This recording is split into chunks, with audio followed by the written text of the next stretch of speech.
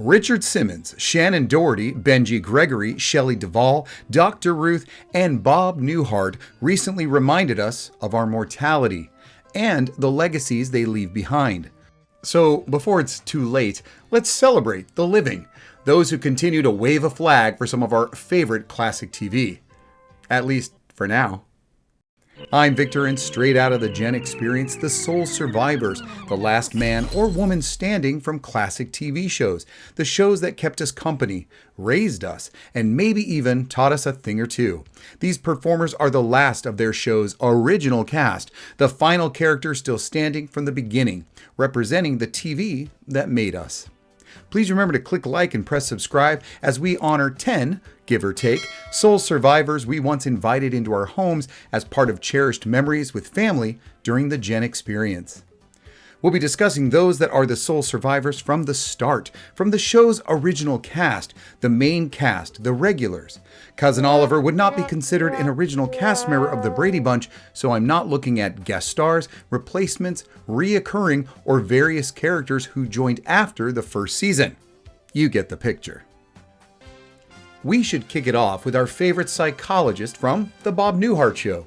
This incomparable comedian and his unequaled stammering delivery secured him 2 successful series, both self-titled.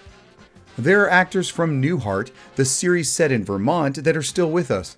But with Bob's passing, his friend and tenant in the same office building, orthodontist Dr. Jerry Robinson Crusoe, is the only remaining living initial cast member from the original Bob Newhart Show. Peter Bonners, the actor portraying Jerry, was a great foil to hysterical Carol the secretary, but even got behind the camera directing around 300 episodes. Bonners did continue to do some acting through 2011, but stayed in the director's chair for more than 70 projects, including Home Improvement, ER, News Radio, and ALF. For fans of the original, Peter is the bearer of a show considered an American treasure of comedy. Our next soul survivor takes the moniker to a whole other level, as she was also an original survivor of the ill-fated ship, the Minnow. As you may have seen in another show of mine, the original pilot of the series, complete with Calypso theme song composed by John Williams, explained 2 American secretaries board the Minnow that morning. Both women and the professor were played by different actors than the full series. After some tweaking, the first official episode introduced us to Mary Ann, the farmer's daughter, and Ginger the movie star, played by Dawn Wells and Tina Louise respectively. And the battle between the babes began. Gilligan's Island debuted with the movie star on board and stranded on a remote island somewhere in the Pacific with 6 other survivors and a load of slinky Hollywood costumes and dresses. Tina Louise as Ginger was perfect casting, but all was not well behind the scenes with animosity towards Bob Denver and rivalry with Dawn Wells, Mary Ann. Wells once said, "Tina thought she was a movie star, and I don't think she realized that there were 7 of us. She was never difficult. She was never part of the company, though. Even since then, I have tried to kind of contact her, and she doesn't even want to admit she was in it. And she was wonderful. I don't think you could have cast anyone better." Fearing the comedy would typecast her as ditzy, she refused to join the follow-up TV movies. Remembered for little else, perhaps time does change some perceptions. A few years ago, she shared this. "On this 55th anniversary of Gilligan's Island, I want to say how wonderful it is that our show is still on the air after all these years. I honestly feel like I have so many friends out there who just love what we did and what we shared and the joy we brought. I'm so happy to have been part of something that was so special to American television." Team Mary Ann or Team Ginger? Either way, we can agree that one castaway is better than none when holding the torch for a show that popped up at the end of the Boomer timeline, but made famous by Gen X kids.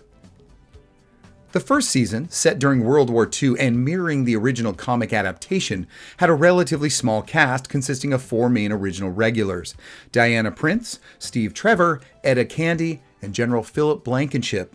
For a show from the latter part of the 70s, we are left with only 1 remaining cast member, and coincidentally, it's Linda Carter, the titular hero of Wonder Woman. Perhaps there is something to be said for being immortal. She looks amazing. The name wasn't the only change for the second and third season, but also the time period.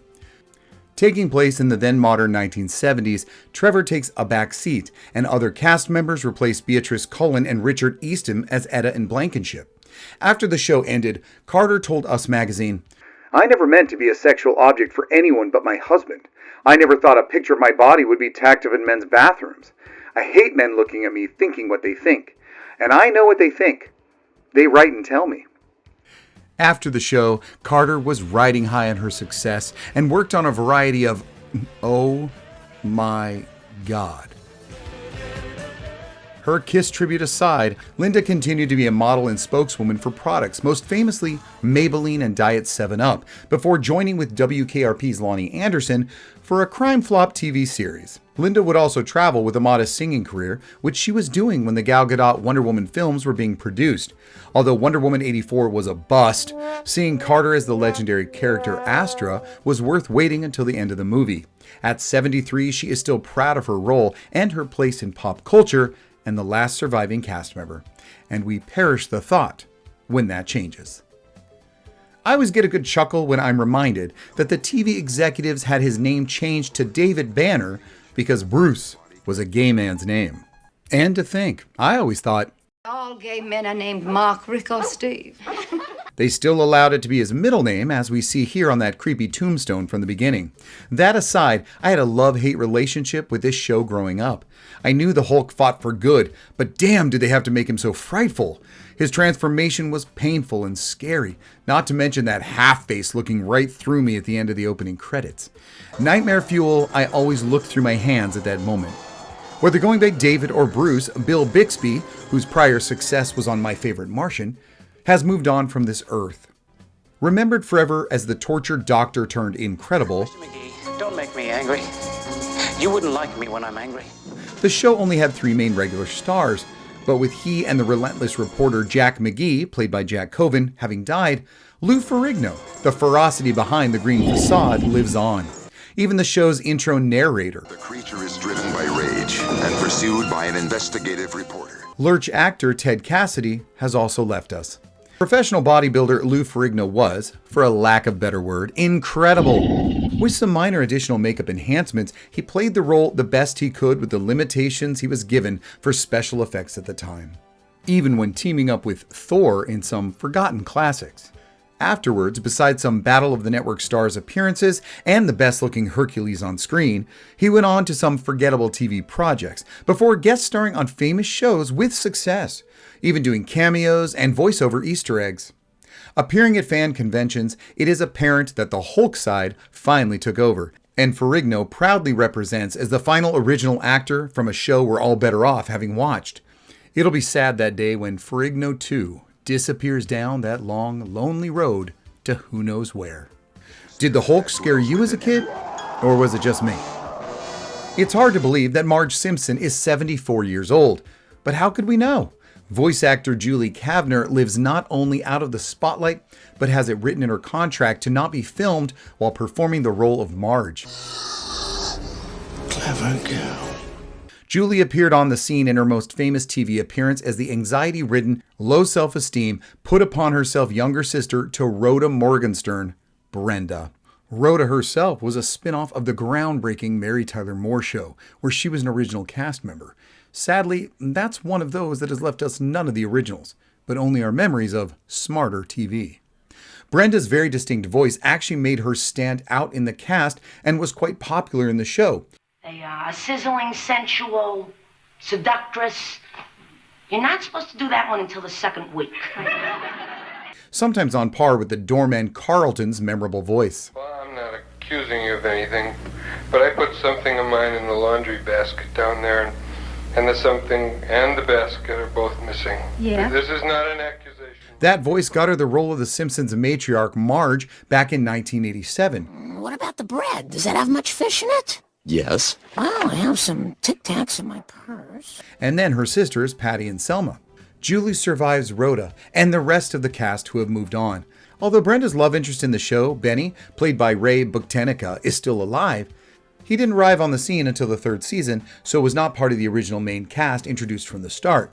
However, we still love you, Ray, and the influence that Rhoda and Brenda left on the world. Cast members came and went in the 7th and 8th season of Laverne and Shirley, but the original cast members that brought the Milwaukee sitcom to life have almost all gone to the big brewery in the sky. Both of the leads, the love interest, and the parental figures have left us with memories of a 1960s comedy made in the 70s.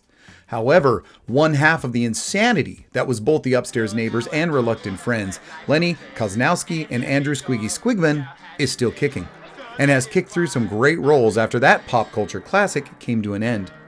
We can watch Michael McKean as Lenny at almost any time, but it might be harder to track down and listen to his album.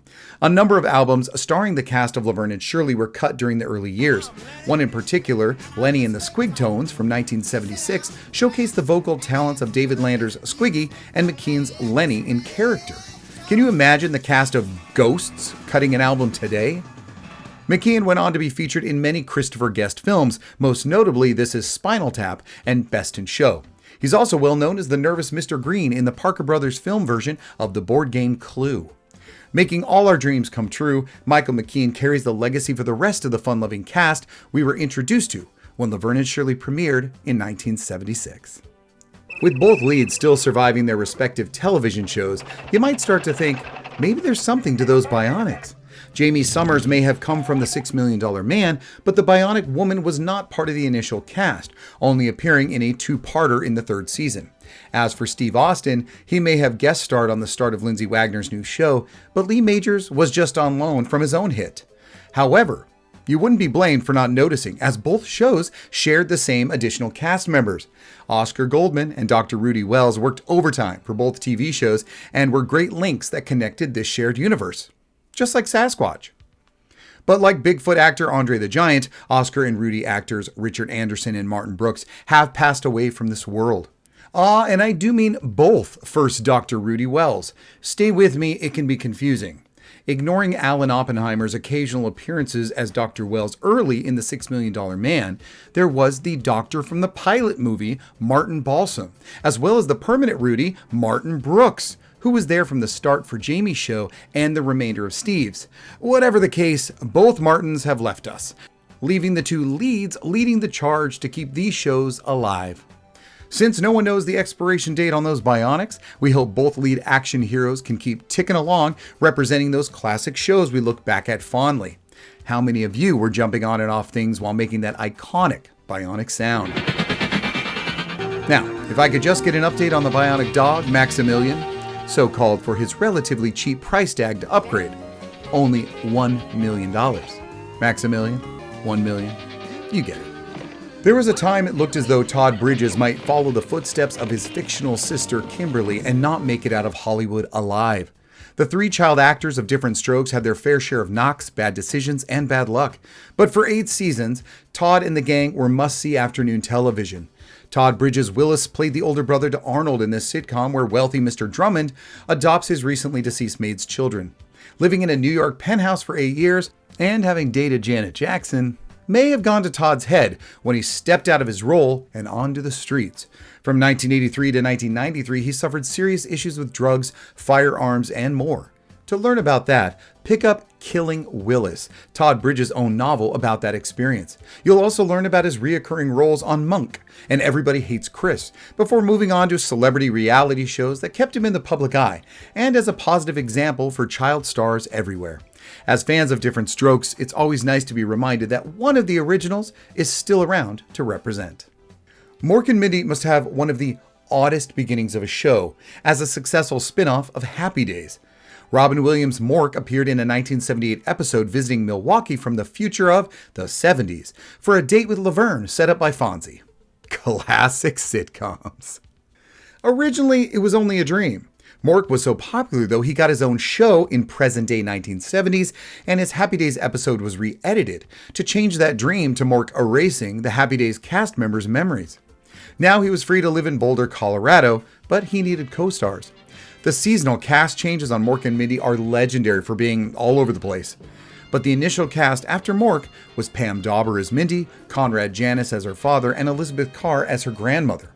There were some occasional reoccurring cast members who didn't appear in the opening credits and were dropped by the end of the season, never to be mentioned again. That's sitcoms for you. As for the original starring cast, the beautiful Pam Dawber is the only survivor after Robin Williams' untimely death in 2014. R.I.P. Robin. Pam Dawber was level-headed but lovable, and she continued to work after Mork. She had a successful follow-up sitcom with the oh-so-80s My Sister Sam, as well as other small parts in films and TV movies, even appearing with Robin on his short-lived next project. She finally starred with real-life husband Mark Harmon on NCIS for 7 episodes, and continues to be the spokesperson for Big Brother, Big Sister. But as for the original Mork and Mindy, she is our sole survivor and is respected for her work and what she provided us during a special time in our lives. We're just about there. But I'd like to give a shout out to Joyce DeWitt Janet from Three's Company for being the sole survivor of the original Three's Company cast. It is definitely true, but I just hate to discount Richard Klein's Larry Dallas, Jack's best friend. Appearing in 110 episodes, he didn't get into the credits until the 4th season's awkward intro, but he was there early, even if not from day one. So for that, I'd like to raise my glass to both of them and say thank you. To you and the rest who keep the fire burning on everlasting memories from the TV that made us. Thank you all for joining me. I'm sure you enjoyed this look back at the shows, but also the cast members who made them famous and the ones that are still here holding the torch up. You may certainly have your own thoughts on this topic, and I know many of you will share them in the comments. I hope so, and I know some may debate the original cast. But these shows and these actors do hold a special place as being from the original debut, the first incarnation of a show, and the starring cast members. They brought something special and still do. But we all know that at some point there will be no sole survivors. Not even us. But someone will remember them. It was wonderful celebrating these great names and faces that brought us such joy. Get more joy with shows right here on the channel. I'm sure you've clicked like by now, but I would appreciate your support with a subscribe and even a share. There's plenty of merchandise, so please look around, and I hope to see you soon. Until next time.